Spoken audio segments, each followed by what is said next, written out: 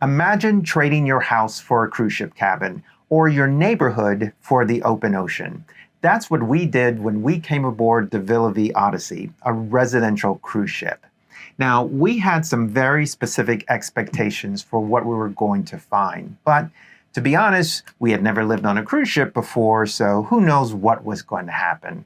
The reality of it all hit us pretty hard, and we learned some very unexpected life lessons. Yeah, we learned some lessons along the way that, frankly, we think may surprise you. Some of them surprised us. As we've experienced this, things have unfolded and we've kind of figured things out. So as we've gone along, we've definitely learned some lessons that we think if you're on a cruise ship living your life, or if you're just navigating the ups and downs of everyday life, these are valuable lessons that you can ponder. So today, we want to share those with you, and we're going to do that now.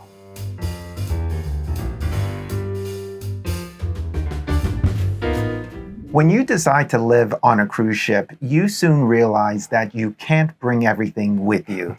It's not like moving into a new house where you can just put things into boxes in the garage. No, you have to get rid of a lot of things, and it's not that easy. It's not, but it can be done. So obviously when we came onto the ship, we've got the room that we've got, and we're here for a long time. So you pretty quickly learn that every item has to kind of earn its spot, because that spot is at a premium. But what we found was really what started out as a practical necessity, right? You just don't have any room, kind of turned into a revelation. We've enjoyed so far, and I really mean this kind of notion of minimalism. And it's a different way of thinking. And clearly for years and years, we had homes and big homes with basements and garages and all this stuff. And even our last home was a big house with a lot of space, and we filled it. But before we retired, we downsized to a co-op where we don't have really nearly as much room. It's still a good sized space. So we did a huge downsize then. But this is a major downsize, and I think it's working for us. Yeah, I'm surprised we're not missing a lot of things. I mean, there was a lot of things that we had around the house that we always think, oh, we'll come to that. We'll need that at some point. Yeah. But here, I'm not feeling that there's anything I'm really missing. Are you having the same experience? Every once in a while, like it's a little thing, like something in the bathroom, or my certain brand of suntan, what do you call it, sunscreen, or that kind of stuff. I'm having to buy that. But overall, no. We have closets full of clothes and dressers and all this stuff, even after we downsized, even stuff from like when we worked. So we've got even suits and coats and that kind of stuff. We haven't worn that stuff in 3 or 4 years in DC. Now, it's nice to know that it's there if we have it, if we do need it, if it still fits, I guess. But we're not missing any of that here. Yeah, and I'm a tech guy, so some tech folks out there may have the same experience.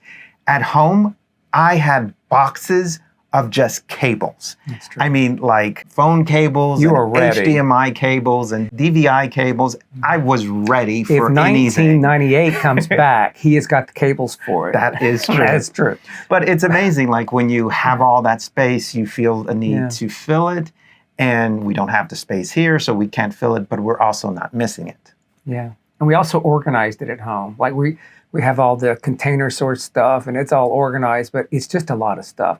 Here, we don't have that. I think we found that in terms of clothes, obviously we have to keep both seasons, summer, kind of winter clothes, because we're going all over the world. So underneath the bed, we have stuff like coats and jackets and that kind of stuff. And obviously we're in a warm climate now. So you have to make sure you've got room for the necessities. But the other thing we figured out is you don't need all the clothes you have. They do our laundry here. So we can basically buy things like we have on now, which are not the most exciting in the world, but they're easily washable. You can change them up a lot, and you don't need a bunch of them. You can also fold these. You don't have to hang them, like taking them to the laundry and having them pressed. Yeah, like our workout clothes. I know for my workout clothes at home, I just have like dozens of pairs of different workout outfits. But here, I've only brought a few, but I can do that because they do laundry for us every Mondays and Thursday.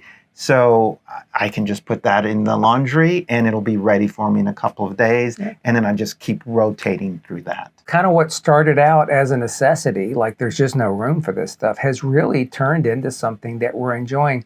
And I like not having to think about it. I like not having to organize stuff and wash it and clean it and do all that stuff. There's clearly just none of that anymore. Even watches, like I used to collect watches. I've got like 2 watches now, and it's working great. I don't have a lot of stuff hanging around and wearing it for one day. It's just kind of what we need, and it seems like it's working great. So we talked about letting go of the excess, but what else does minimalism do for you besides just helping you have a tidier cabin? Well, it creates extra space, but not just physical space. It also allows for more mental space as well, we found. Yeah, we really have. When you're not constantly surrounded with stuff, even if it's not clutter, just stuff, interacting with stuff, buying stuff, cleaning stuff, that kind of stuff, it really kind of gives you an opportunity to pull back and settle a little bit. And I think be more present in whatever you are doing because you're not distracted with all that stuff. And we've really found that this has given us an opportunity to do that. We're not engaging on all of that, so we are able to be present and focused and enjoying the moment. And if it's a sunset or a special place that we're going to, or just being together here in this room, it feels different because we're more focused, and I think we're less cluttered. Yeah, and I think it's not even just the minimalism. It's also the idea of how we're traveling so slowly and traveling over open water. I mean, when you're doing that, you just feel more centered. You can really be present because every day you're just looking out over the water and to the horizon, and you just feel like, I'm here, I appreciate it. Yeah, just the notion of how we do this, right? Just like you say, what's right there is naturally calming. And I think it's absolutely true. And that allows you to focus on the destinations we're at, obviously the community we're here with, and clearly each other and our individual selves. I feel it. I really do feel it. It's like going away to a retreat, if I can think about it in terms of work. You get away from the hectic day-to-day and you go off-site and you do things. It's like we're living that way, and I'm enjoying it. Yeah, I mean, remember we did this whole video on how we stopped traveling and are just living because now it's all integrated into one thing. So before, when we used to travel, it was so hectic. But now it's much more paced in a way. Traveling, experiencing, exploring is part of our It's all built in. Having space in your brain and in your soul to focus on and be present for what's really here and what's really something that you want to experience is one of the biggest lessons and gifts that we've had so far, and we're absolutely loving it. There's another aspect to this experience that has been very, very significant, and that's its impact on our relationship. Living on a cruise ship for so long in such close quarters is a unique test of any relationship. It really is. And fortunately, we are coming through this, I believe, with even stronger bonds. We have been together 22 years, and we have always had a very close bond. I'm very thankful, and I know we're both very thankful for our relationship. It just works for us. And that is something that we really place value on above anything. It really is. But at home, and for those full 22 years, we've always had space. So we're very different people. We enjoy different things. We do a lot together, but we did a lot separate. And at home, we each have our own Offices. Inside of a pretty large space. So we always had that independence and that ability to go off and different places and come back together. Here, not as much. It doesn't exist. I mean, we have 2 desks in the same room, right? We have the little balcony out there, but it's a very different experience. But I have to say, I really believe we are even closer. And let's admit it, this could have gone much differently. And I think with some people it has and does. I think so. Yeah, you see it. But thankfully, we have had that happen. We've also had the opportunity to bond with others. And because of course, they're not sharing the room with us, but we're in this small space and we're sharing experiences. We've come to bond with others that we had never met until we came to the ship. Yeah, and that's really great. I mean, we didn't know what to expect when we were coming on the ship because we knew it wasn't just going to be us. We were going to be part of a community, and we're going to meet a lot of different people. And we didn't know if we would jive with that as well as we had really hoped. Yeah. But we have. We've found our tribe. We've Yeah. found some really great people that we've connected with, and that's just terrific. We have. And if it's the two of us or if it's us with our friends, it really allows us to do a lot of different things. Obviously, we're exploring destinations together with a passion for travel, which that's for us and our friends. We're problem solving. You talked about that. That's really been terrific because with every destination, there are new experiences and you have to problem solve. You have to figure out what you're going to do for the day. And when things don't go quite perfectly, you have to problem solve together and figure out, okay, what are we going to do next? Yeah. And that's a bonding experience. We learn to rely on each other, and we're having to be put in that situation often. And that's good. It's That's good. good. And of course, there's all the shared fun that we have.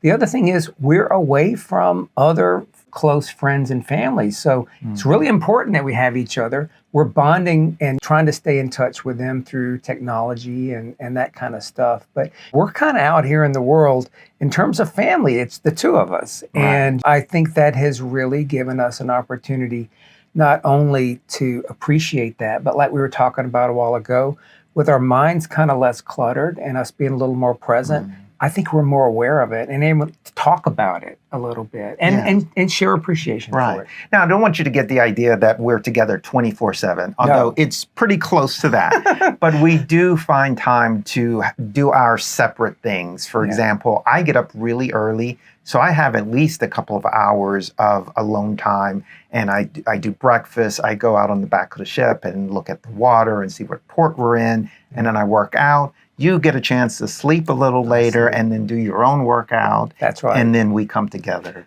for lunch. Yeah, we come together for lunch. So yeah, we definitely still need and have figured out, like he said, our separate time.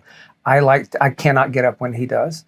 And I have to have my coffee. I have to have my New York Times puzzles and all that stuff. And about an hour later, I'm awake to go work out. So it really lets us do our separate thing. Like you said, come together for lunch. And then we have some together and some separate time before our shared dinner, which we're always together for and really love. Overall, I think the bond that we have is strengthened by this experience. And I'm thankful for that. And I'm thankful for the bonds that we're building with new friends and the community.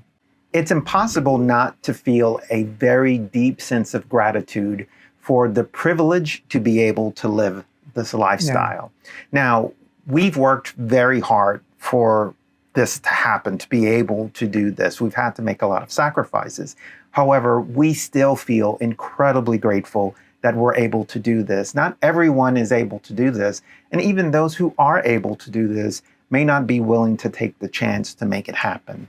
Yeah, and it's not for everybody, but we're incredibly grateful that we have this relaxed lifestyle. And as we reflect on it, we think about all the years of planning, even before we knew each other, and clearly for the last 22 years, we had always envisioned this type of retirement. We didn't want retirement to be about just stop working and live.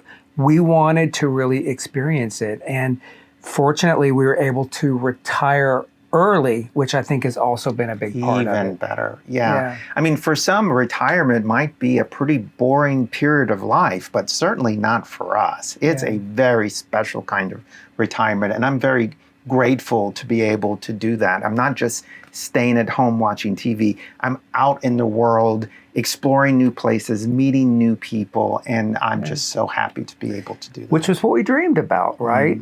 And when we talked about retiring early, we knew, even though I don't think we knew it as much as we know now, that time and health were going to be our most important things. And clearly you have to have finances and that kind of stuff. But if you don't have time and health, it really doesn't matter too much how much of other things you have. And so we retired early, and we've really been focused on that 4 years in. And clearly in this experience, we really have a profound appreciation that we have the time and the health to do this while we're still relatively young, and we can see doing it for a while.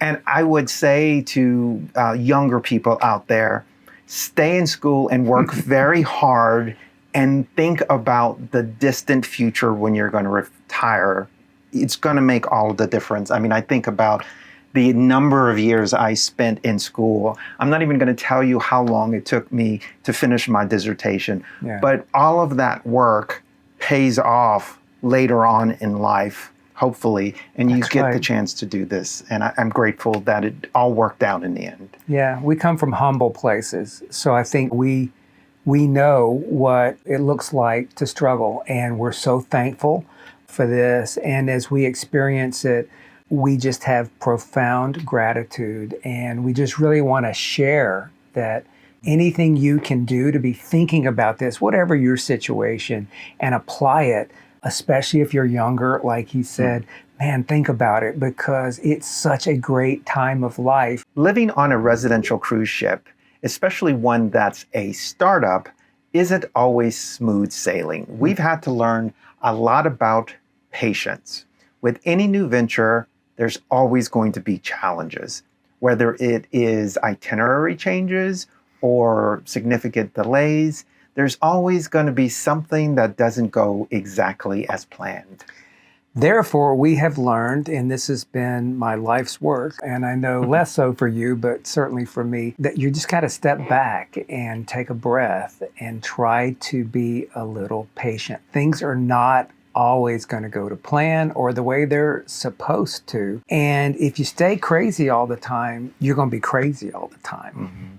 Yeah, there's a lot of things that we've had to be patient about. I'll give you an example, like the pools. Yeah. Right now, the pool has only been, up to this point of filming anyway, the pool has only been open when we're out at sea. It's not open in port because of some technical issues they've had. And each time they try to fix it, something else happens and the workers get pulled off to another project. Now, we know it's going to happen, it's going to get fixed, and it's going to be open all the time. However, right now, it requires some patience until that time comes. That's a great example. Or we pull into a port and you've got plans because we're supposed to be off the ship by 8 o'clock in the morning, and the local immigration doesn't show up until 9:30. And we're not even off the ship until 10. It had nothing to do with anything except local immigration and whatever their deal was. You're sitting there going crazy. Frankly, you're just wasting your time. And often we are, because we might have a tour or something at a very specific time later that day. And we're like, oh my God, we need to get off. What are we going to do? Yeah. We have to be patient. You're not in control of immigration in whatever country. So we've clearly, and like I said, for me especially, this is absolutely a lifelong challenge. You're a lot more patient than I am. You really are. But we both learned together we're not in control. You might as well step back and try to process it. You can oftentimes make it worse by getting crazy. I've learned that over the years. I've witnessed that quite a bit. Sometimes with you, but mostly with a lot of people who, just by not being patient and getting all riled up, end up delaying the situation further and making it worse. Yeah. And clearly it's understandable their concerns. So we're speaking for us. We clearly understand and have been in situations where whatever happened was not good and it was not what we wanted. But clearly we weren't in control. And this is one of those things where you got to kind of step back. This is going to be, I think, a continuous opportunity for us. We're going around the world on a ship to all these places, and it's going to continue to present opportunities for us to be patient.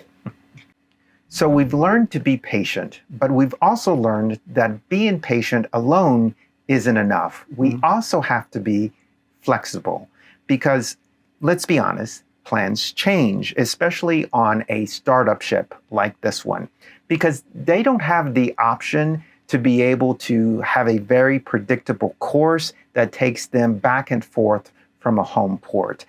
They're on this continuous world cruise, and things are constantly moving, constantly changing. So we have to adapt.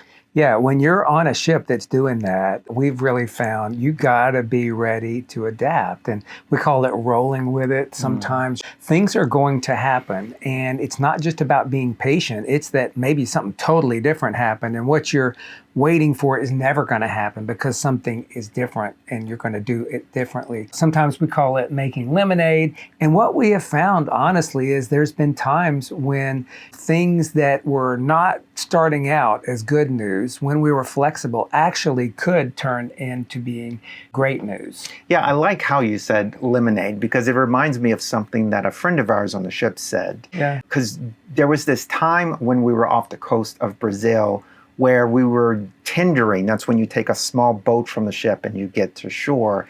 And because of the weather and other logistics issues, it was very difficult to do. And at one point, Eddie said, well, after this change, we did something else. And I love how Villa Vie made lemonade out of a bunch of lemons, a bad situation. Yeah. And what ended up happening was we ended up canceling a lot of those tender ports and went straight to Rio. And we were in Rio de Janeiro for Carnival for several days, which was a great experience. Yeah. Now, at the time, this is not always seen as good news, and it may not always be good news. There's times when the flexibility doesn't come with a big rainbow at the end. But I think the notion is you need to be flexible because that's just kind of where we are and what we're doing. We were supposed to actually join the ship in Nassau, and through a series of events, we had to make a change and actually joined the ship in St. Lucia. St. Lucia, and we ended up going to this terrific lodge that was this Echo Lodge, and we had such a great time there. We were flexible, we changed our plans, we found this other great place to stay, and it worked out in the end. Yeah. So flexibility is one of those things, in addition to patience, that you're just going to have to come to the table with. If you come into this lifestyle with kind of a rigid attitude, it's going to make it really not fun. You're going to drive yourself crazy. So I think in addition to seeing the best in it, it's actually just a really good piece of advice because, again, it's just a necessity when you're doing this. And we're doing it pretty well, I think. We're doing it pretty well. It's a good lesson for life, too, not just for Villa Vie life. Amen. There's something else that this journey has forced us to confront, and that's the fleeting nature of time. We're getting older, so we had to consciously decide what we're going to do with the latter half of our life because we're there now. I remember older people saying this my whole life, and I thought, wow, I don't get it, but boy, do I get it now. And time is passing, and I think clearly at our age, clearly at my age, you really get very aware of that, and you have this need to say, okay, if I have this precious commodity of time, how am I going to spend it? How am I going to make sure I'm driving it my way instead of just letting life happen to me? And how are we going to make sure together that we have the experiences that we've always dreamed about while we're still healthy? One of the books we read, remember, had lifespan versus health span. And lifespan can be longer than health span. We talked about that a while ago. We want to really do all this great stuff while we're still healthy and able to enjoy it. And we're trying to contribute to that and expand that health span by working out more. And because we live on a cruise ship with all that food, we need to do it even more. But yeah, time is passing, and that sounds so obvious, but we're really experiencing it. And I think between appreciating time and valuing it, but also, like I said earlier, doing things with intention. Let's get up and do something intentional today. Let's not just let the day happen. Let's go figure out where we want to go spend time, what we do and don't want to do, and make sure at the end of the day or the week or the month we're where we want to be. Yeah, and not feel like you have to do everything. No, like because that is a very common tourist trap, and everybody sees that we have to do that. No, life is too short. Let's do what we want to do, what's important to us and it's going to give us value. So true. I mean, I was talking about somebody about that today that was worried about not going out because he had something else to do next week. So as we continue to experience this, I think it also relates back to what we talked about earlier. We're very mindful of it. And between having the time, not being stressed, and then being so aware of the value and the intention we want to do, really understanding the value and the passage of time has been a lesson we've learned and continue to learn, I think, on this trip, and one that we'd recommend you think about. Yeah.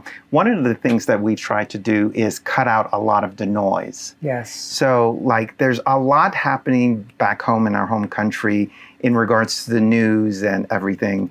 And at first, we used to try to keep up on all of that. We felt a responsibility for that, which we have.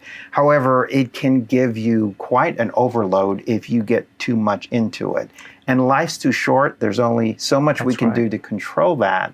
So we've had to cut out some of that noise. And that's been hard. I think, number one, just from a habit perspective, but also just kind of a responsibility perspective, but we've done it. Turning off notifications, getting out of a news cycle and that kind of thing. And that feels a little hard, but I know for me, it's the best thing I've ever done. And he's held me accountable to it because I was too into it.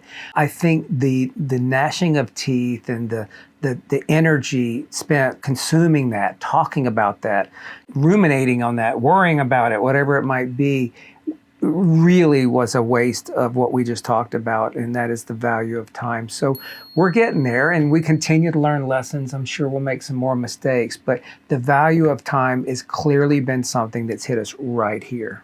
When traveling from one destination to another, we try to take time to really appreciate the world around us, because that's where this journey truly shines. When you travel aboard the Villa Vie Odyssey, you get a front row seat to some of the most breathtaking sights on the planet. You really do. The people, the flora, the fauna, the sea, it's all out there, the whole world.